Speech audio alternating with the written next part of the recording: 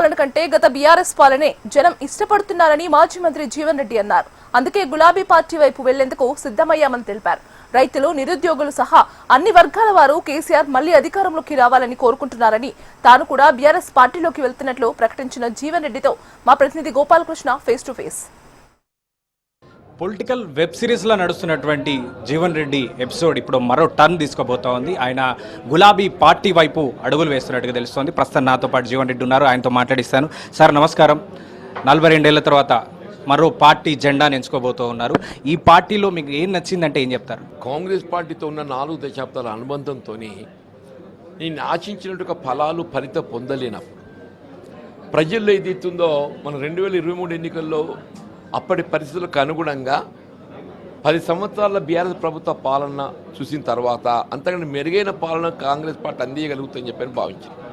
But in practical ప్రజల్లో ఏదైతుందో ఆ కేసీఆర్ పెద్ద మనిషి మంచిగా ఉండే, ఈ రేవంత్ రెడ్డి ఏం చెప్పిండు ఏం చేస్తుండు, కాంగ్రెస్ పార్టీ ఏమో చెప్పింది ఏమో చేస్తాని చెప్పని కూడా చివరికి ఏం చేయకుండా అయిపోతున్నది, మళ్ళీ కేసీఆర్ పాలన వస్తేనే బాగుంటుండే అటువంటి ఒక భావన ఆలోచన ప్రజలు కనబడిన తర్వాత నేను ఏం చేయాలంటున్నాను.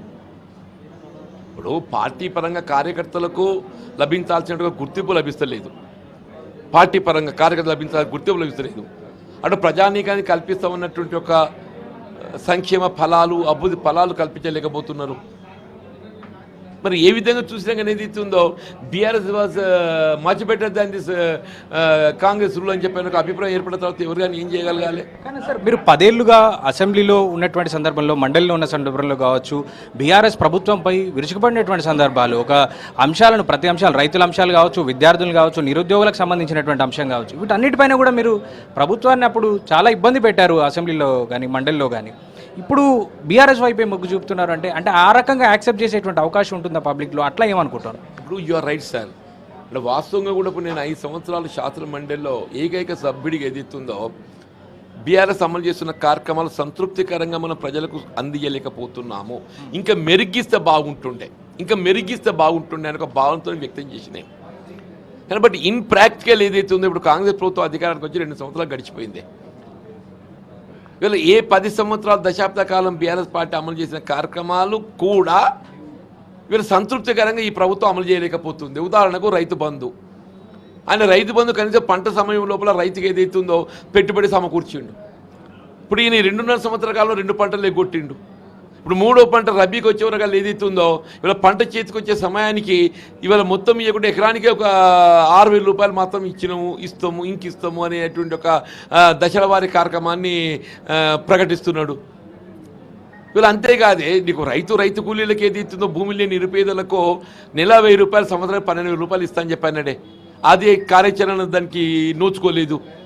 ఇవాళ నిరుద్యోగ యువతకు ఉద్యోగ అవకాశాలు మెరుగుపరుస్తామని చెప్పన్నారు. సంవత్సరానికి మొదటి సంవత్సరం 2 లక్షలు ఇస్తా అని చెప్పాడు, తర్వాత 1 లక్ష ఇస్తా అన్నాడు. ఇప్పుడు 2 సంవత్సరాలు గడిచిపోయింది, 3 లక్షల ఉద్యోగాలు కల్పించాలి. వీళ్ళు రేవంత్ రెడ్డి గారు పేర్కొన్న విధంగానే 60,000 ఇచ్చిండు. అందులో పాత కొత్త లెక్కలు తీస్తే వేరు, మళ్ళా ఆయన చెప్పేది 60,000 ఇస్తాననే 33 లక్షలు. సెల్ఫ్ ఎంప్లాయ్మెంట్, స్వయం ఉపాధి, రాజీవ్ యువశక్తి, రాజీవ్ అప్లికేషన్ సేకరించిండ్రా, మొత్తం లక్షల కొద్ది అప్లికేషన్లు వచ్చినాయి. ఏ ఒక్కడిగా ఇచ్చిండు, ఏమైనా సాయం చేసిండా? ఇలా బలహీన వర్గాలు 42% రిజర్వేషన్ మనం పేర్కొన్నామే. ఇలా స్థానిక సంస్థ ఎన్నికల్లో రిజర్వేషన్ సౌకర్యం కల్పన అమల్లో ఏదైతున్నదో కేంద్ర ప్రభుత్వం లింక్ పెట్టి ఏదైతుందో నువ్వు దాన్ని అమలు చేయలేకపోతున్నావు అని చెప్పి అంటున్నావు. మరి బడ్జెట్ కేటాయింపులు ఎందుకు చేయలేకపోతున్నావు? ఇప్పుడు బలహీన వర్గాలలో ఏ వర్గానికి ఆ వర్గానికి అనుగుణంగా కేసీఆర్ గారు ఆనాడు ఏదైతుందో గొర్రెల పెంపకందారులకు, యాదవులకు, గొర్రెల కాపర్లకు ఏదైతుందో కార్యక్రమాన్ని అమలు చేసిండే. వీళ్ళ గంగపుత్రులకు, ముదిరాజులకు, చేపల పెంపకందారులకు కార్యక్రమాన్ని అమలు చేసిండు. వీళ్ళు నువ్వు అది లేదు ఇది లేదు ఏది చేయలేకపోతున్నావు కదా నేను అంటున్నాను. వీళ్ళు విద్యకు సంబంధించి ఏదైతే అసలు ఇంతవరకు నిర్దిష్టమైనట్టుగా విద్యా విధానమే లేదని చెప్పంటున్నాను. సో ఇప్పటివరకు పోలిస్తే ఈ ప్రభుత్వం కంటే 10 ఏళ్ల బీఆర్ఎస్ ప్రభుత్వమే బాగుంది అని కితాబిచ్చే పరిస్థితి వచ్చిందా? మీరు మరి నిజంగా పరిస్థితి చూస్తుంటే మీరు అన్నట్టు 5 ఏళ్ళు అట్లా మాట్లాడి మరి ఇప్పుడు ఏంటి అని చెప్పాను. నిజంగానే ఈయన పాలన చూసిన తర్వాత ఆయనే బెటర్ ఉన్న కేసీఆర్ గారు కనీసం అది కొనసాగిన జాలనే కాడికి వచ్చింది. కనీసం ఆ కేసీఆర్ గారి పాలన కొనసాగిన జాలనే కాడికి వచ్చింది. సార్ అట్లాగే మీరు మీరు పార్టీలోకి రాజీనామా చేసిన తర్వాత, కాంగ్రెస్ చేసిన తర్వాత మిమ్మల్ని బీజేపీ వాళ్ళు రమ్మన్నారని, వాళ్ళు గౌరవించి పిలిచారని చెప్పారు. కవిత కూడా రమ్మన్నారని చెప్పారు జనరల్గా. బీఆర్ఎస్ నుంచి కూడా ఆబ్వియస్లీ ఉండుండొచ్చు. కానీ బీఆర్ఎస్ వైపే అపార్ట్ ఫ్రమ్ దిస్ మీరు ఇప్పుడు దాకా చెప్పిన కారణాల కంటే బీఆర్ఎస్ వైపు వెళ్ళడానికి కేసీఆర్తో మీకు ఉన్నటువంటి పాత సాన్నిధ్యమే పనిచేసిందా, లేదంటే ఇతరత్ర కారణాలు ఏమైనా ఉన్నాయా ఇప్పటివరకు మీరు చెప్పిన అంశాలు కాకుండా? ఇప్పుడు డెఫినెట్లీ కేసీఆర్ గారితో నాకు సాన్నిహిత్యం ఉన్నదే.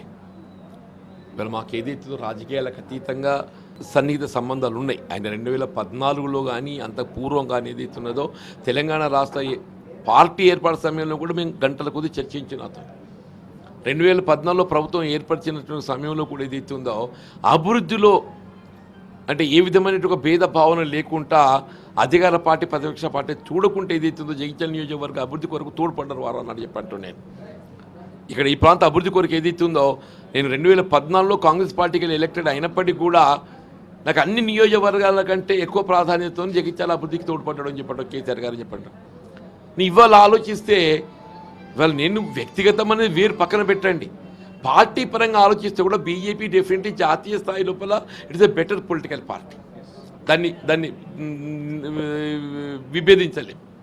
కానీ రాష్ట్ర స్థాయిలో వీళ్ళ బీఆర్ఎస్ తెలంగాణ రాష్ట్ర ఏర్పాటు ఉద్యమ నాయకుడు కేసీఆర్ గారు. ఒక ఉద్యమ నాయకుడికి డెఫినెట్లీ ఏదైతుందో ఆ ఉద్యమ ఫలితంగా సాధించిన రాష్ట్ర ఏర్పాటుకు కమిట్మెంట్ ఉంటుంది. ఆ ఉద్యమ ద్వారా ఇది సాధించిన రాష్ట్రం అభివృద్ధికి ఒక కమిట్మెంట్. కాబట్టి ఏదైతున్నదో మరి I thought BRS is better political party in state level. Sir, కాంగ్రెస్లో చాలా అన్ని పదవులు దాదాపుగా మీరు మ్యాక్సిమం పీసీసీ వరకు కూడా వెళ్ళింది. మీ మొన్నటి ముఖ్యమంత్రి రేసులో కూడా మీరు ఉన్నారని ఒక ప్రచారం కూడా జరిగింది. అంటే ఆ స్థాయి నేత మీరు కాదనిలేము. కానీ నేనేమంటున్నాను సార్, బీఆర్ఎస్ పార్టీలో ఆ స్థాయి గౌరవం మీరు దక్కుతుందనేటువంటి ఆలోచన ఉందా? అట్లాగే మీరు ఇప్పుడు వెళ్తే ఏం ఎక్స్పెక్ట్ చేస్తున్నారు బీఆర్ఎస్ పార్టీ నుంచి? ఏమని చెప్పారు? ఏ స్థాయి అనేది కాదే, ప్రజాక్షేత్రంలో ప్రజలకు సేవ చేయాలనే నాకున్న అనుభవంతో ఏదైతున్నదో నేను ఏ మేరకు సర్వీసెస్ చేయగలుగుతా, ప్రజలకు అందుబాటులో ఉండగలుగుతా, దానికి అనుగుణంగా ముందుకు పోతా. నా యొక్క అనుభవాన్ని పార్టీ ఏ విధంగా వినియోగించుకుంటే నేను తోడ్పడతా. సో ఎప్పుడు జాయిన్ అవుతున్నారు? జగిత్యాల్లోనే పెద్ద సభ ఏర్పాటు చేయబోతున్నారని ఒక వాదన పెడుతోంది. ప్లీనరీ సమావేశాలే మీకోసం ఇక్కడికి తీసుకొస్తారని అంటున్నారు. అంటే ఇప్పుడు కేటీఆర్ గారు is expected to come at 2-3 o'clock. వారు వచ్చిన తర్వాత ఏదైతుందో వారు అంటే దీనికి ఫైనల్ షేప్ ఏ విధంగా జాయినింగ్ ప్రోగ్రామ్ ఇవన్నీ అనేది వారు నిర్ణయం చేస్తారు. వారి నిర్ణయానికి అనుగుణంగా ముందు పోవడం. ఇంకొక ఆల్రెడీ సోషల్ మీడియాలో రన్ అవుతుంది, మీ రాజకీయ వారసురాలుగా చరిష్మా రెడ్డి గారు మీ చిన్న కోడలు రాబోతూ ఉన్నారు. తనకు కూడా బీఆర్ఎస్ పార్టీలో తగిన ప్రాధాన్యం కోసం ప్రయత్నం చేస్తున్నారు అనేటువంటి. సరే, ప్రయత్నం పక్కకు పెడితే రాజకీయ వారసురాలుగా చరిష్మా రెడ్డి గారే ఉండబోతూ ఉన్నారా? జీవన్ రెడ్డికి నెక్స్ట్ కుటుంబం నుంచి రాజకీయంగా ఎవరు ఉండబోతా ఉన్నారు? నాకు నేనైతే still I feel I'm fit. నేను ఇంకా రాజకీయ వారసుల గురించి ఆలోచన చేయటం లేదు, నా కుటుంబం కూడా ఆలోచన చేస్తలేదు. ఇంతవరకు ఏదైతుందో నేను కానీ నా కుటుంబం కానీ they are all behind me the whole family behind me. ఇవాళ వాళ్ళ ఆలోచన కూడా ఏదైతుందో నాకు జరిగినటువంటి ఒక ఈ మానసిక క్షోభకెళ్ళి ఏ విధంగా తట్టుకొని నిలబడగలుగుతామో, ఏ విధంగా ప్రజాక్షేత్రంలో ఏదైతుందో గౌరవం పొందగలుగుతామనే ఒక భావనతో ముందుకు పోతున్నామో. Definitely if God permits, if party gives an opportunity, I am the fittest candidate, I feel. Sir, final question. 42 ఏళ్ళుగా పార్టీలో ఉన్నటువంటి మీకు ఇది ఇందిరాభవన్గా చలామణి అయింది. నిన్న మొన్నటి వరకు కాంగ్రెస్ జెండాలు కనిపించాయి. సో ఇదొక అంటే ఐకాన్గా ఇక్కడ జగిత్యాల వస్తే జీవన్ రెడ్డి అంటే జగిత్యాల కాంగ్రెస్ అనేటువంటి స్థాయిలో వెళ్ళినటువంటి సందర్భం. ఆఫ్టర్ 4 decades దాదాపు 40 ఏళ్ళ తర్వాత పార్టీ కలర్ మారబోతూ ఉంది. జెండాలు మారిపోయాయి. బయట చూస్తే గులాబీ అన్నీ కూడా గులాబీమయంగా మారిపోయినటువంటి పరిస్థితి. 3 రంగుల నుంచి గులాబీకి మారిపోయింది. ఈ ఫీలింగ్ని మీరు ఎట్లా ఆస్వాదిస్తున్నారని చెప్పాలి, మీ కార్యకర్తలకి ఎట్లా తీసుకోవాలని చెప్పాలంటారు? జగిత్యాల పబ్లిక్ కూడా ఆశ్చర్యంగా చూస్తున్నటువంటి అవకాశం ఉంటుంది. వాస్తవం ఏమని చెప్పంటారు, జగిత్యాల ప్రజలు ఏది ఇస్తుందో గత 20 మాసాలకి వెళ్ళి జరుగుతున్న పరిణామాలను గమనించిన తర్వాత అంటే కాంగ్రెస్ పార్టీని వీడాలని నేను భావించడం కాదు, ఎవరం కూడా ఇది ఊహించిన పరిణామం కాదు. కానీ కాంగ్రెస్ పార్టీ ఒక విధంగా ఏది ఇస్తుందో అంటే నెట్టివేసేటువంటి ఒక పరిస్థితి ఏర్పరిచింది. మన పొమ్మలు లేక పోగబెట్టినని చెప్పి అంటారు కదా. ఇవల్ల it's not my decision, I'm provoked, rather I'm provoked to leave the party. ఈ పరిస్థితుల్లో ఏదైతున్నదో one has to adjust.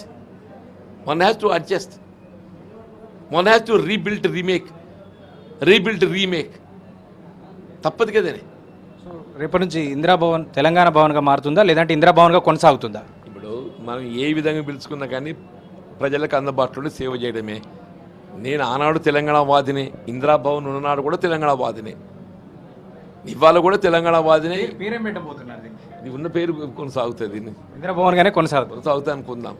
Indira Gandhi జాతీయ నాయకురాలు, ఆమె మనం తక్కువ భావించకూడదు. ఇందిరాగాంధీ మనం తక్కువగా భావించకూడదు. తక్కువ మీ కాంగ్రెస్ నాయకురాలు కదా, రేపు పొద్దు నుంచి మారేటువంటి అవకాశం ఉంటుంది కదా. కాదు, ఆమె జాతీయ నాయకురాలు. Right sir, thank you. So మొత్తంగా ఇది 42 ఏళ్ల స్నేహాన్ని అనుబంధాన్ని పక్కకు పెట్టేసినటువంటి జీవన్ రెడ్డి ఇకపై కారు పార్టీలో వెళ్ళబోతా ఉన్నారు. కారులో ఎక్కేందుకు రంగం సిద్ధమైపోయింది. మరి కొన్ని రోజుల్లోనే ఆయన అధికారికంగా గులాబీ తీర్థం పుచ్చుకోబోతూ ఉన్నారు. కెమెరామెన్ రవితో గోపాలకృష్ణ, హెచ్.